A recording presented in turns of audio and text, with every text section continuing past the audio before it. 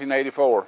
Eugene Keaton, I offered it to planter manufacturers that specialized in conservation type planting.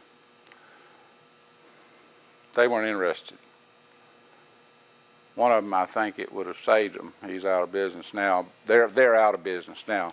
So I took it and threw it down at the end of the shed, and Eugene Keaton, who had invented the finger pickup mechanism, Eugene, I was just in awe of him. I would not even go up to him and say, "Hey, I'm Howard Martin. I'd like to get to know you." I mean, he lived 5 miles across the field, but he had better land, and he drove around town in a Mark V, and he was this, you know, he was written up in that. There was a publication, Frank, you may remember it, back in the 60s that was real slick and glossy. It was like big size, like Farm Quarterly. What? Farm Quarterly. Farm Quarterly. He was written up in there, and I used to sit, and I lived in a little house, a tenant house over on the farm back here in the hills, and I'd read that over and over and over. And just, of course, I was always eat up with reading and wanting to be something that I wasn't capable of being. I've always been over my nose up to my eyeballs and had jobs bigger than I was. But anyway, never had regular employment. I worked 3 weeks, 3 months before my wife and I got married in a factory, a stinky old factory. And I got that old cutting fluid off of the cutting tools.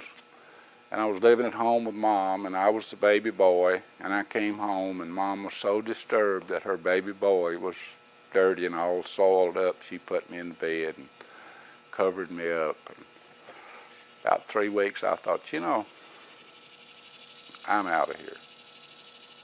That's the last gainful, what you might say, well, last regular employment I've never had, you know. I've always been on the edge. But anyway, it kind of helps sharpen your senses. It's the part we're talking about was John Deere's, Dave Rylander it was his first project. He's seeding engineer, he's still with John Deere.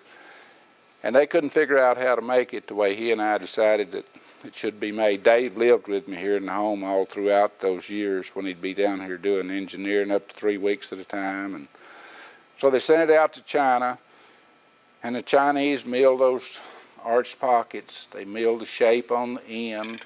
They got some actually material harder than was needed from the Japanese, and they made 2 containers of those, which is about 3,000 pair.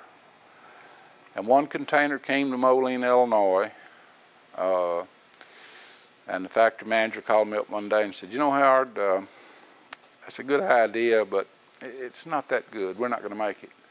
Who do you suggest that we get so that we can recover some of our engineering expense?" And of course, I was going to get a small token royalty. I said, "Yetter. That's who I think of. When I think of, you know, even back then they had that for land's sake. Remember that was one of their slogans. It said for land's sake.